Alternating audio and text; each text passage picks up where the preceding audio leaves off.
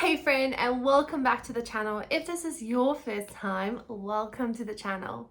Now in today's video, we are going to continue our in-depth Bible study of the book of Genesis, and today we are doing chapter 16. So grab your Bibles and I'll cue the intro.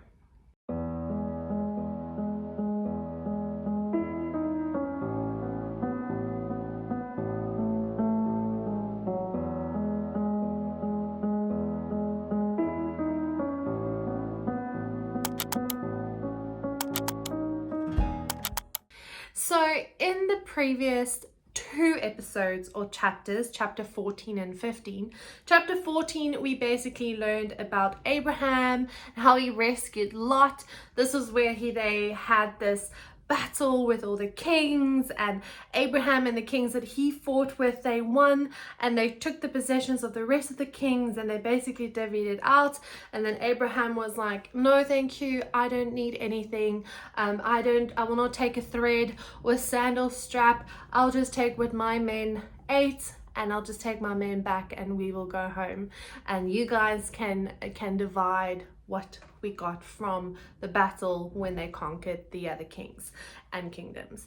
Now chapter 15, which was the previous episode, we then read about God's covenant with Abraham. Now this covenant was basically God telling Abraham and promising to Abraham that this will be the land that is promised to him and his generations, the generations that's going to follow after him. So now note, at this point, Abraham has no children. He's also getting older and he has no children. So God's promising and saying, this is the land that I'm promising to you and your children and your children's children and the generations to follow after you that will come from you. And then promising that with that promise of the land that's promised to Abraham and his offspring and the generations to follow. Also then saying that, by the way, yes, you heard correctly, you will be having children and it will, you will continue, your bloodline will continue. Chapter 16 is where it gets very interesting, because now enter into the story Sarai, which we have read about previously, but with Hagar. Now Hagar is Sarai's servant basically, and we are now going to read what they decided to do, what plan they decided to come up with in order for Abraham to have a child. So chapter 16. Now Sarai, Abraham's wife, had borne him no children. She had a female Egyptian servant whose name was Hagar. And Sarai said to Abraham, behold now, the Lord has prevented me from bearing children. Go into my servant, it may be that I shall obtain children by her. And Abraham listened to the voice of Sarai. So after Abraham had lived 10 years in the land of Canaan, Sarai, Abraham's wife, took Hagar the Egyptian, her servant, and gave her to Abraham her husband as a wife. And he went into Hagar, and she conceived. And when she saw that she had conceived, she looked with contempt on her mistress. And Sarai said to Abraham, may the wrong done to me be on you. I gave my servant to your embrace, and when she saw that she had conceived, she looked on me with contempt. May the Lord judge between you and me. But Abraham said to Sarai, behold, your servant is in your power. Do to her as you please. Then Sarai dealt harshly with her, and she fled from her. The angel of the Lord found her by a spring of water in the wilderness, the spring on the way to Shur.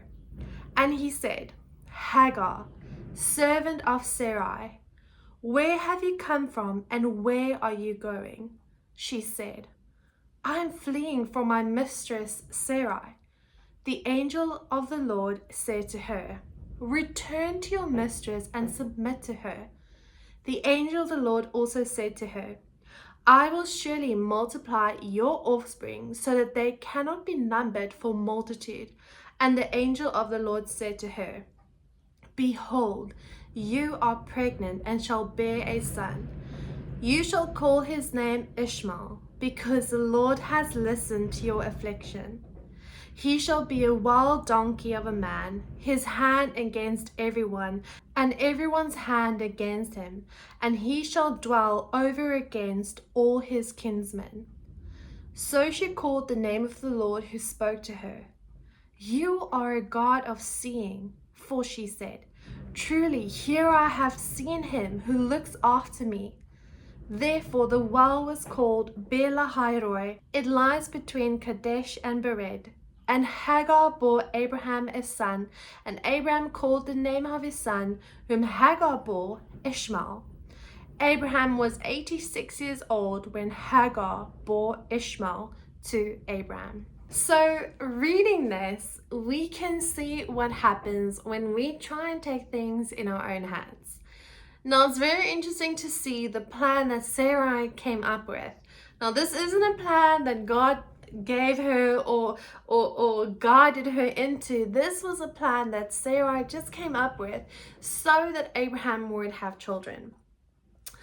So Sarai then said to Abraham, take my servant Hagar and be with her and so that she can conceive, so that Sarai can have a baby. But ultimately realizing then after that happened that after Hagar then looked at Sarai with contempt, and then Sarai realizing, oh no, this was a mistake. And then ultimately Abraham, I loved how Abraham in the story was, I mean, just think about it. Sarai went to Abraham, said, be with my servant because we're not getting anything right. We can't get any children. We don't have any children and we're struggling. And then lays with her, is with her, and then Hagar becomes pregnant. And then Sarai complaining to Abraham, saying, this is not right. Like now she's looking at me with contempt, and this is vibe between us. Like this is not going to work. I made a mistake. And then Abraham telling Sarai, well, this is your servant, so deal with her as you please. Do with her as you want. And so Sarah then deciding, fine, just I'm going to tell you to leave. Like leave right away, leave us and don't come back.